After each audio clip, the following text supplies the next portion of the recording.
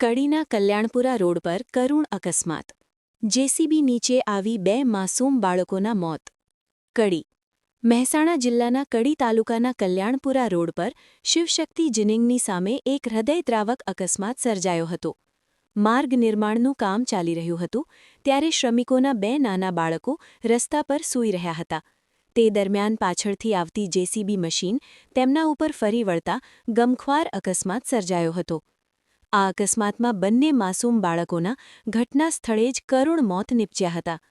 બનાવ બાદ સમગ્ર વિસ્તારમાં શોકની લાગણી છવાઈ ગઈ હતી અને શ્રમિક પરિવારમાં આક્રંદ મચી ગયો હતો. મળતી માહિતી મુજબ માર્ગનું કામ ચાલુ હોવાથી શ્રમિકો પરિવાર સાથે સ્થળ પર જ રોકાયા હતા. કામ દરમિયાન બાળકો રસ્તાની બાજુમાં સૂઈ ગયા હતા ત્યારે જેસીબી મશીન ચાલકે ધ્યાન ન આપતા આ દુર્ઘટના બની હોવાનું સામે આવ્યું છે.